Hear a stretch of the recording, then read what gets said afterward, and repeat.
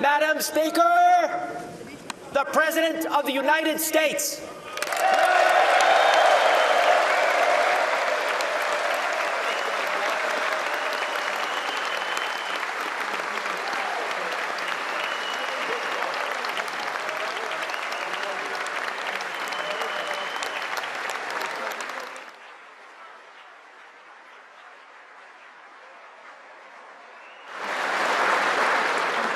I am thrilled to report to you tonight that our economy is the best it has ever been.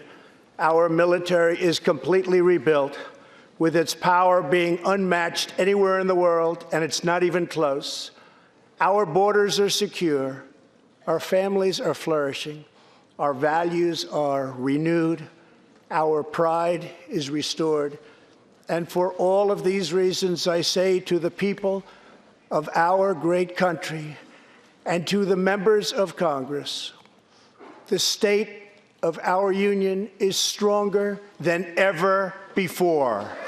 If we hadn't reversed the failed economic policies of the previous administration, the world would not now be witnessing this great economic success.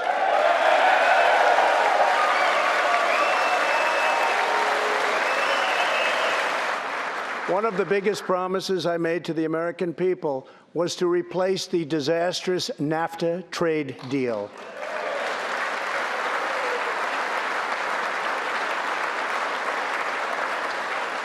In fact, unfair trade is perhaps the single biggest reason that I decided to run for president.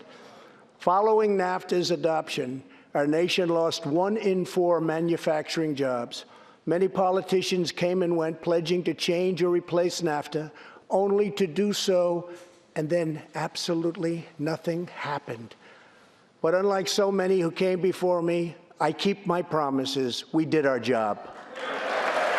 Thanks to our bold regulatory reduction campaign, the United States has become the #1 producer of oil and natural gas anywhere in the world, by far.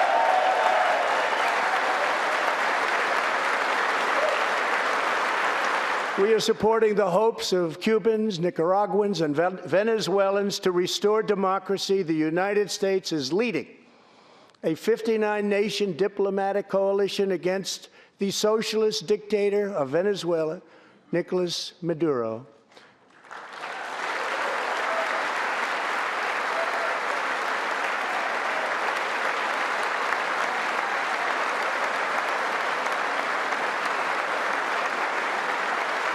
Maduro is an illegitimate ruler, a tyrant who brutalizes his people, but Maduro's grip on tyranny will be smashed and broken. Here this evening is a very brave man who carries with him the hopes, dreams, and aspirations of all Venezuelans. Joining us in the gallery is the true and legitimate president of Venezuela, Juan Guaido. Mr. President, please take this message back to your homeland.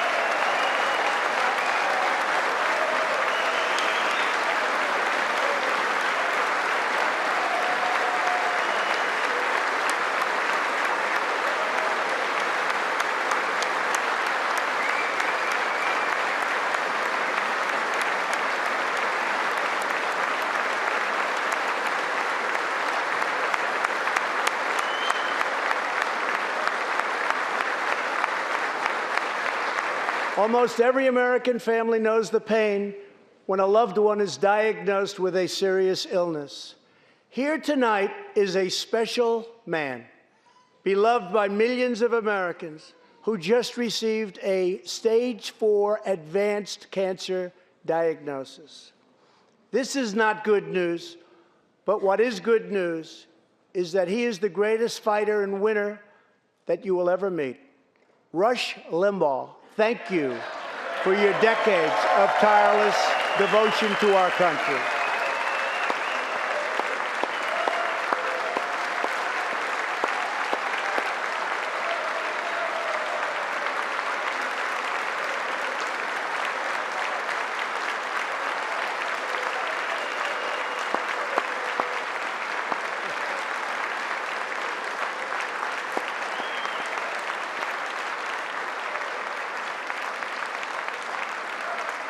And Rush, in recognition of all that you have done for our nation, the millions of people a day that you speak to and that you inspire, and all of the incredible work that you have done for charity, I am proud to announce tonight that you will be receiving our country's highest civilian honor, the Presidential Medal of Freedom.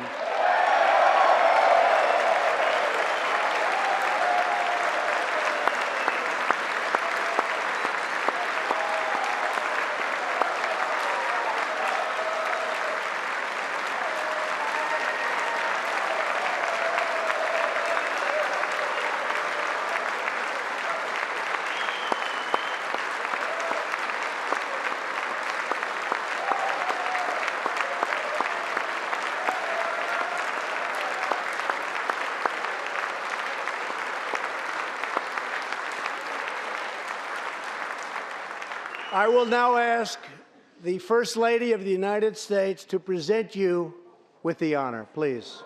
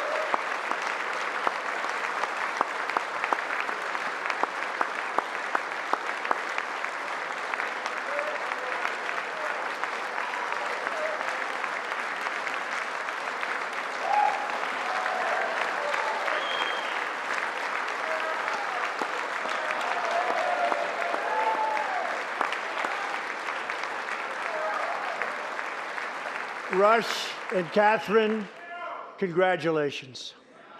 And just weeks ago, for the first time since President Truman established the Air Force, more than 70 years earlier, we created a brand new branch of the United States Armed Forces.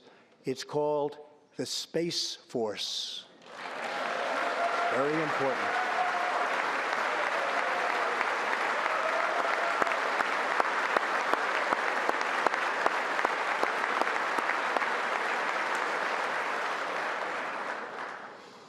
In the gallery tonight, we have a young gentleman and what he wants so badly, 13 years old, Ian Longfay.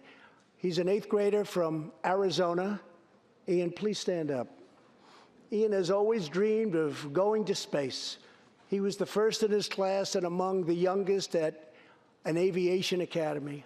He aspires to go to the Air Force Academy, and then he has his eye on the Space Force.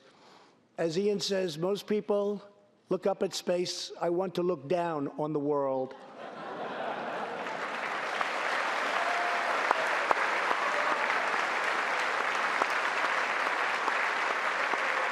Many experts believe that transparency, which will go into full effect at the beginning of next year, will be even bigger than healthcare reform. It will save families massive amounts of money for substantially better care. But as we work to improve Americans' health care, there are those who want to take away your health care, take away your doctor, and abolish private insurance entirely. 132 lawmakers in this room have endorsed legislation to impose a socialist takeover of our health care system, wiping out the private health insurance plans of 180 million very happy Americans. To those watching at home tonight, I want you to know we will never let socialism destroy American health care. The state of California passed an outrageous law declaring their whole state to be a sanctuary for criminal, illegal immigrants, a very terrible sanctuary with catastrophic results.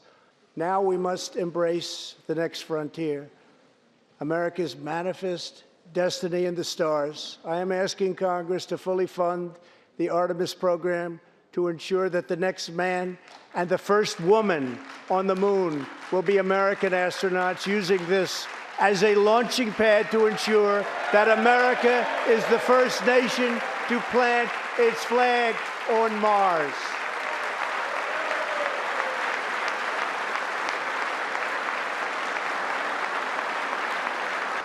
For decades, China has taken advantage of the United States.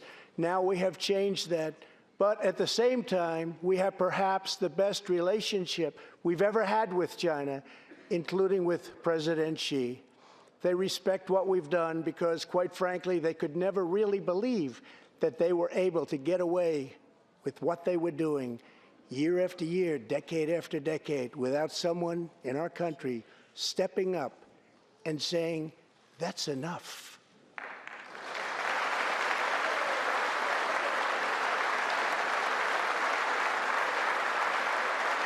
Now we want to rebuild our country, and that's exactly what we're doing. We are rebuilding our country. As the world's top terrorist, Soleimani orchestrated the deaths of countless men, women, and children. He directed the December assault and went on to assault U.S. forces in Iraq, was actively planning new attacks when we hit him very hard. And that's why last month, at my direction, the U.S. military executed a flawless precision strike that killed Soleimani and terminated his evil reign of terror forever.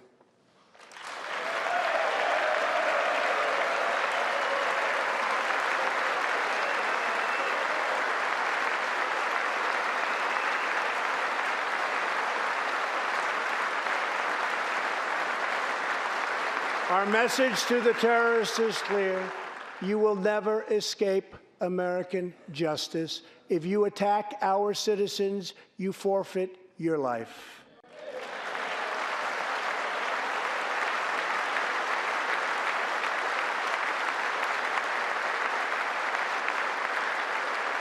There is one more thing. Tonight we have a very special surprise.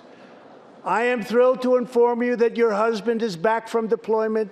He is here with us tonight, and we couldn't keep him waiting any longer.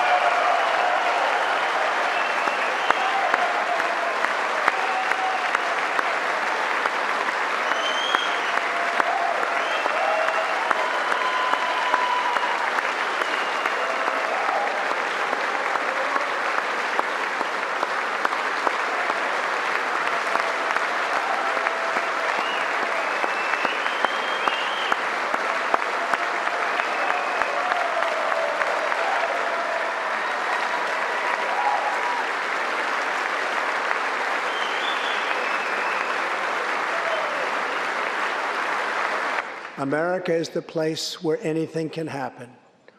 America is the place where anyone can rise.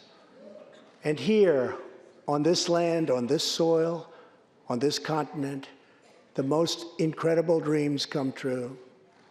This nation is our canvas, and this country is our masterpiece.